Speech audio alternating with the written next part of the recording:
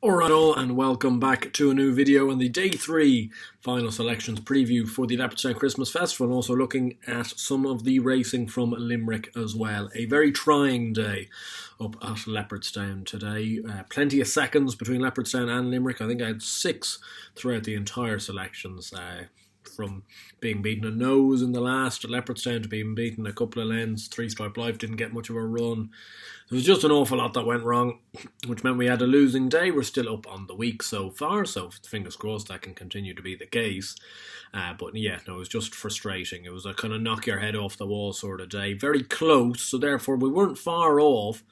Selections weren't all that bad. They ran pretty creditably, the majority of them, but unfortunately none of them going on and doing the real good stuff for us. Moving back to Day 3 though, and plenty of action to get through here and plenty of competitive handicaps at both Leopardstown and Limerick, and I've got a lot of selections actually for tomorrow, probably the most amount. I think I had 11 yesterday. There's a fair few more than that. I think there's 16 overall, so plenty to get through. I know that's quite a lot for one day's racing, but it's a Christmas festival. I don't do these videos too often, and when I do, I like to try and cover all options and trying to cover plenty of races, so that's what I am intending on doing. Starting off with the 12 o'clock at Leopardstown, and I'm going to take a chance here on Willie Mullen's second string based off jockey bookings, Heia. Brian Cooper takes the ride, and this filly, bought by Kenny Alexander, is well regarded, I believe. She won a race over in France, a mile 4 race over there. Very similar credentials really to the favourite Horonso Dairy, who runs in the Richie colours. Paul Townend's taken the ride on that, and as a result that horse is 13-8. Heia on the other hand is 15-2, and I think she's a good price of 15-2. So let's hope she can get the job done, or certainly run a very good race and potentially put it up to her shorter priced stablemate. The 12.35 is a 2 mile 4 furlong handicap hurdle, and one of the first really competitive handicaps on the card at Leopardstown. I've got 2 for you in this, starting off with the Dasher Conway, with Keith Donoghue taking the ride. I thought he ran a nice race last time out on handicap debut at Navan over 2 miles. He was a little bit keen early on, and therefore this step up in trip he is going to have to prove he stays, but I think he does stay. He kept at it the last day, and as I say, it was a pretty encouraging handicap debut, so at a price of 14-1 each way, I think he's a pretty good price considering the majority of bookies are paying out 6 places. The other I'm going to throw into that is Fortune Street, and Fortune Street's a formerly pretty handy horse, and he kind of went off a cliff this summer. He went chasing for a start in Wexford. He backed off a few fences. He was never at the races, and it's only taken until his last 2 runs, which have been full of promise. Fourth twice, fourth at Navan, and then fourth over in Newbury in a 3 mile race, that have really been back to his best. He's reunited with Adam Williams, who partnered him in that run at Navan 2 starts back, and the step back to 2 mile 4 should see this horse to pretty decent effect. He's 20-1 each way, and I think that's not a bad price. The 110 is the Pertemps qualifier, 3 mile race, and obviously hard to know what horses are going to be ready, what horses want to go and win this race, and what horses just want to get qualified. But I suppose with the majority of bookies paying out 6 places, you're backing each way about horses that you think want to get qualified.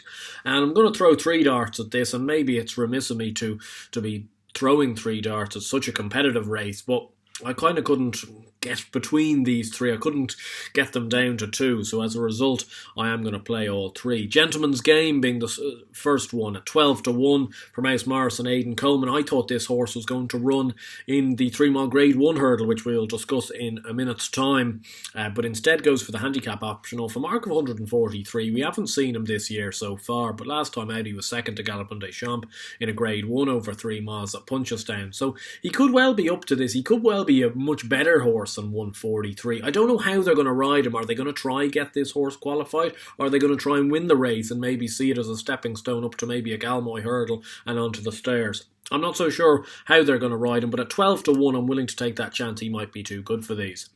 And 2 at much bigger prices, but potentially might be looking to run very well tomorrow. One of them being Coventry for Paul Nolan and Brian Cooper. And this horse has actually been running pretty well and pretty creditably throughout the majority of the summer, both on the flat and over hurdles. He was only beaten a nose 2 starts back at Galway over 2.6 and ran a pretty respectable race to be 6th in Navan, I think it was, last time out over 3 miles in a pretty lucrative handicap on that occasion.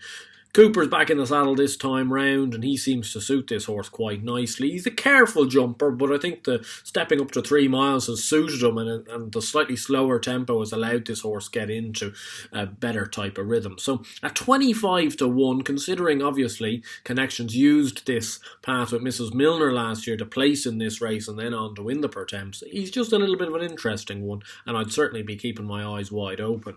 And the final one is a horse that came a very close third in this race last year. We haven't seen him this season so far. It's Unexpected Depth for Ollie McKiernan and Tommy Brett, who takes off a very useful £7.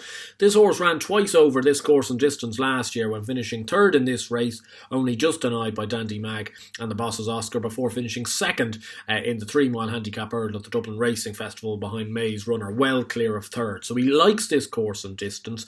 He's a horse that seems to suit 3 miles very well, and even though his form slightly tapered off at the back end of last year, he seems to go quite nicely fresh, and this seems to be his ideal conditions. Certainly worth a risk at 33 to 1.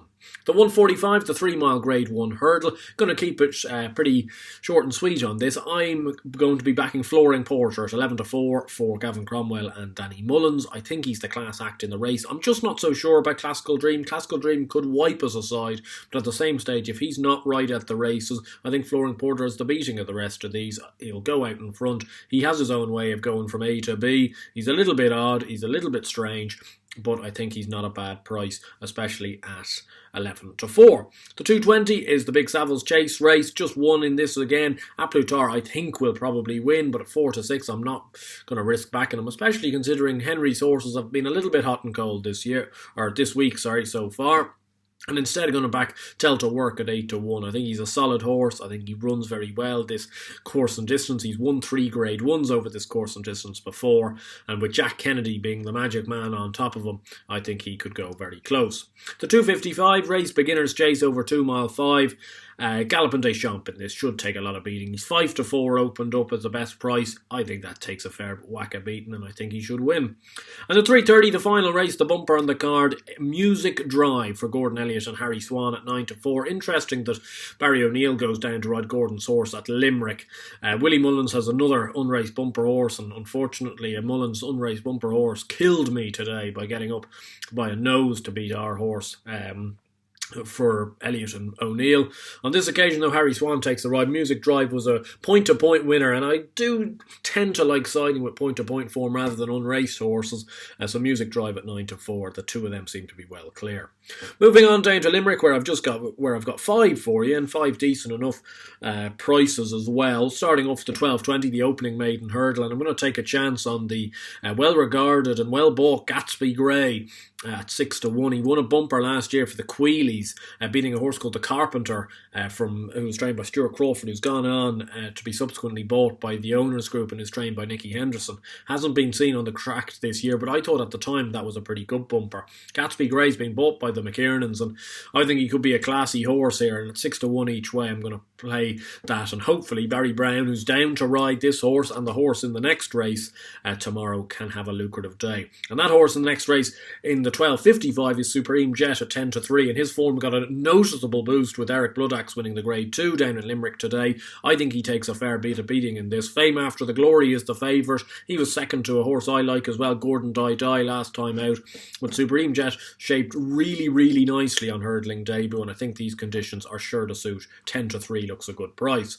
The 205, a pretty weak handicap hurdle over 2 mile 5 furlong, not much winning form in there, and one of the few winners in there is Rock of Tuskar for Nolan and Jordan Gainford. Gainford got this horse to win in the summer over 3 mile 1 at Kilbeggan. It was one of the rides of the summer, I thought. He's a little bit of a behind the bridle sort, but at 9 to 1 each way, he might be worth a play in this, because he's ran a few nice races in recent handicaps, and obviously he has been able to put his head in front when it's mattered most as well. So I think Rocket Tusker might be a shade overpriced at 9 to 1.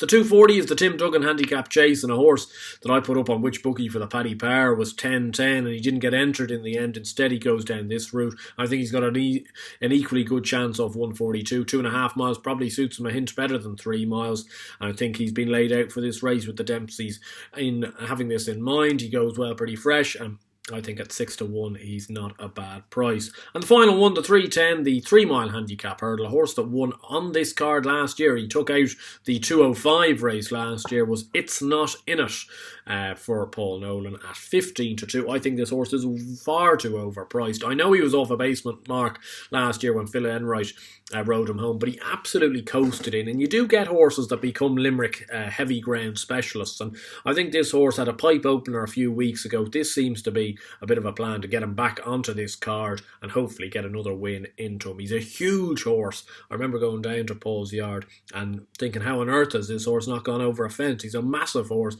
He's a little bit clumsy. I think that's the reason he hasn't gone chasing, considering he is 8 years of age. But he's not a bad horse on his day, and at 15 to 2, he will do me. So that's all for today's selections, and hopefully we'll have a little bit more luck and we won't be banging our head off the brick wall or banging our head off the crossbar tomorrow. So hopefully you did enjoy this video. If you did, please do give it a like, subscribe to the channel down below, and of course let me know your selections for day 3 from both Leopardstown and Limerick. And until tomorrow evening, we'll be covering the last day of those respective festivals. Hope you stay safe, stay well, land a few bets. I'll see you guys then.